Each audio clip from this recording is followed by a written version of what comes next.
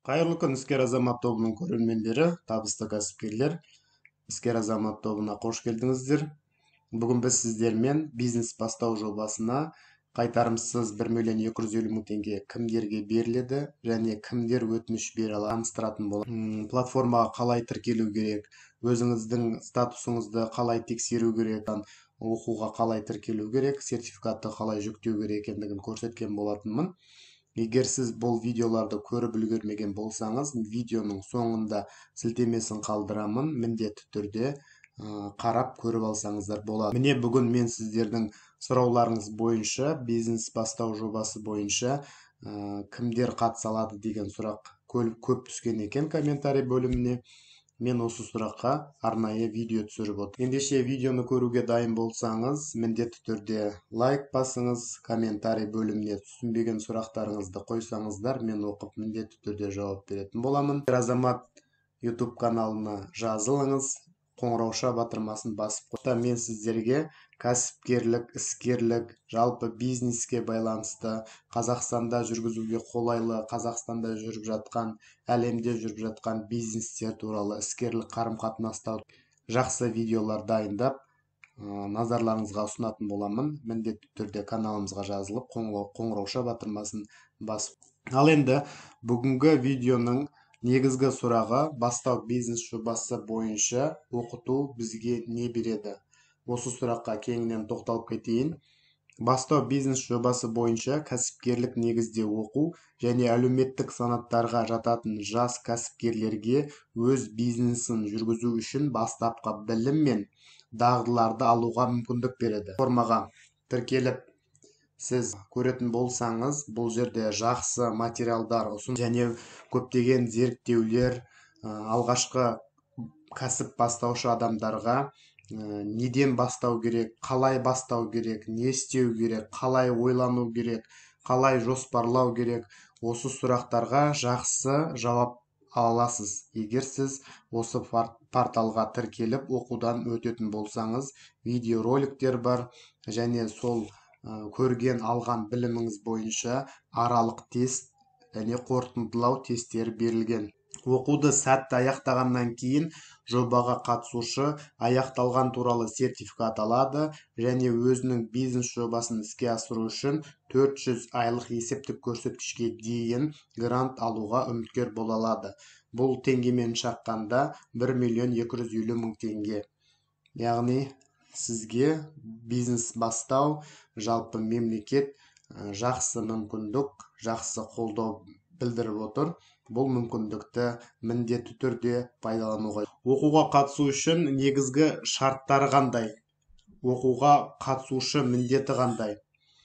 Осыған тоқталатын болсақ, жұмыспен қамтудың маңызды санаттарының біріне жату, яғни тіркелген жұмыссыздар, сонда өзіңізді жұмыссыз деп статусыңыз жұмыссыз деп тіркелуі қажет.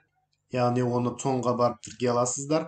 Өзіңіздің санатыңызды міндетті түрде біліп алғаныңыз абзал. Одан кейін қысқартылатын қызметкерлер, яғни бір мекемеде жұмыс істеп қысқартуға ұшыраған немесе қысқартылатын, яғни сокращениеға ұшыраған жұмыскерлер осы порталға өтініш бере алады. Бірыңғай жиынтық төлемді төлеушілер, яғни ісін жаңадан бастап және жұмыс істеп жүрген кәсіпкерлер, отбасылық кәсіпорындағы ақы төленбейтін қызметкерлер, табысы ең төменгі күнкөріс деңгейінен төмен, жеке қосалқы шаруашылықта жұмыс істейтін адамдар, табыстары ең төменгі күнкөріс деңгейінен төмен өндіріс корпоратив мүшелері. Яғни сіз осы бизнес бастау жобасына оқуға өтініш беру үшін осы санаттың біреуіне жатуыңыз қажет. Және бұны соңға барып білсеңіздер болады. Қай санат. Бизнес жобасы бойынша кәсіпкерлік негізінде оқыту туралы қолданыстағы сертификаттың болмауы қажет. Яғни бұл сіз алдын егер осы жоба қатысқан болсаңыз, екінші рет қатыса алмайсыз және сертификат қазіргі таңда базада барлығы онлайн жүргізіледі. База сізді онлайн барлық мәртебеңізді, барлық құжаттарыңызды онлайн тексерістен өткізеді. Мәртебесін тексеру сәтінде ерікті түрде қоныс аударуға қатысушылардан басқа оңтүстіктен солтүстікке қарай жұмыспен қамтуға жәрдемдесудің белсенді шараларына қатысушы болып табылмау керек. Және соңғы 12 ай ішінде жұмыспен қамтуға жәрдемдесу шаралары өз бетінше тоқтату фактілерінің болмауы. Осы бастау бизнес жобасы бойынша оқыту қағидаларын таныссаңыздар болады. Ол үшін мынау көшу деген батырманы басып, әділет, яғни Қазақстан Республикасының нормативті құқықтық актілерінің ақпараттық құқықтық жүйесі, Әділет министрлігінің заңнама және құқық ақпараттық институты, яғни кәсіпкерлік бастамашылыққа жәрдемдесу жөніндегі шараларды ұйымдастыру және қаржыландыру қағидаларын бекіту туралы Қазақстан Республикасының еңбек және халықты әлеуметтік қорғау министрінің міндетін атқарушы 2022 жылғы 7 ақпанында 47 бұйрығында өзгерістер енгізу туралы. Яғни міндетті түрде осы құқықтық нормативтік актімен танысып шықсаңыздар өздеріңізге қажет болады. Және мен сіздерді бизнес бастау жобасы бойынша оқу кезеңдеріне қалай тіркелу керек екендігін алда видеоға көрсеткен болатынмын. Сілтемесін комментарий бөлімінен қарасаңыздар болады. Видеоның жазбасынан мен міндетті түрде қалдырамын. Енді мәртебені қалай тексеруге болады? Мәртебені тексеру бастау бизнес жобасы бойынша кәсіпкерлік негізде оқыту азаматтардың нормативті құқықтық құжаттарына айқындалған санаттар үшін жүзеге асады. Мен сіздерге жаңа жоғарыда таныстырдым, қандай санаттар болу керек осы бизнес жобасына қатысу. Оқуға қатысушы бұл үшін сізге пайдаланушының жеке кабинетіне, мәртебені тексеру бөліміне шара көрсету шартына сәйкестігін тексеруден сәтті өту қажет, және оның барысында ұсынылған тізімнен жұмыспен қамту санатында таңдайсыз. Тексеру процесі 2 жұмыс күні ішінде дейін созылуы мүмкін. Тексеру аяқталғаннан кейін сізге жеке кабинетіңізге тиісті хабарлама, сондай-ақ тіркеу кезінде көрсетілген ұялы номерге SMS хабарлама келеді. Тексеруден өту нәтижелерді алған күннен есептегенде 2 жұмыс күн ішінде жарамды. Егер осы мерзім өткеннен кейін сізге грант алуға өтініш беруге үлгермеген болсаңыз, онда сіз қайта тіркеуден өтуіңіз қажет. Тексеруден сәтті өткен жағдайда оқу тілі алдын ала таңдалып, білім деңгейін көрсеткеннен кейін сізге бизнес бастау жобасы бойынша оқу курсына сайтына платформасына жазыла аласыз. Оқыту платформасы бұл еңбек порталында оқу курсына жазыласыз. Оқу шарттарына сәйкестігін тексеруден сәтті өткеннен кейін сізге бизнес бастау жобасы бойынша оқу курсына жазылу мүмкіндігі ашылады.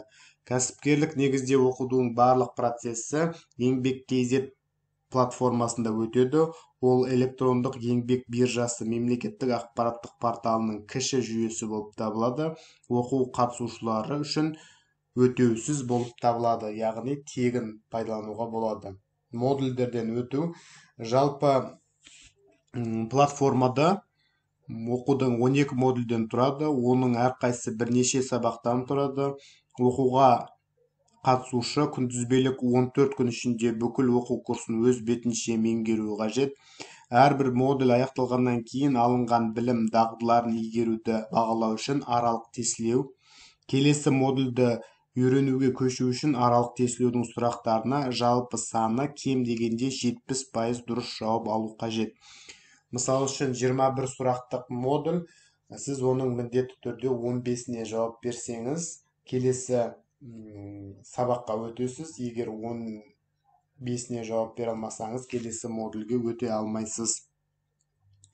Аралық тестілеуді тапсыру әрекеттерінің саны шектелмеген, яғни шексіз. Егер өте алмаған қалған жағдайда қайтадан өте берулеріңізге болады. Қорытынды тестілеу. Қорытынды оқуды аяқтау үшін қорытынды тестілеуден өтіңіз, яғни оқытудың барлық модульдерін сәтті аяқтағаннан кейін сізге қорытынды тестілеу тапсыру қажет.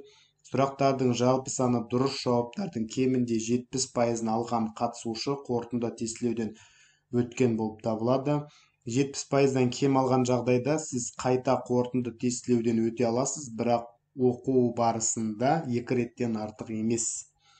Яғни сіз 70%-дан аз жинаған болсаңыз 25 сұрақ беріледі. 25 сұрақ 18 сұраққа жауап беру керек. 18 сұрақтан аз жинап қалсаңыз сізді тесттен өте алмайсыз. Дәл сондай 2 рет өтуге мүмкіндік тапсырып өте алмай қалған жағдайда сізге қайтадан порталға 2 рет тіркелуге мүмкіндігіңіз бар.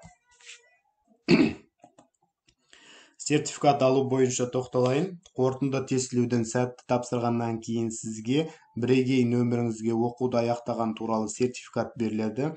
Сертификат болған жағдайда сізге жеке кабинет арқылы өтініш беру арқылы мемлекеттік грант алуға үміткер бола аласыз. Сертификаттың қолданылу мерзімі алынған күннен бастап 3 жыл. Сертификат қолдану мерзімі аяқталғаннан кейін кәсіпкерлік негізде қайтадан оқи аласыз. Яғни сіз осы 2022 жылы алған сертификатыңыз ол 2025 жылға дейін жарамды. 2025 жылдан кейін қайтадан осы платформадан тестті өтіп сертификат алсаңыз болады.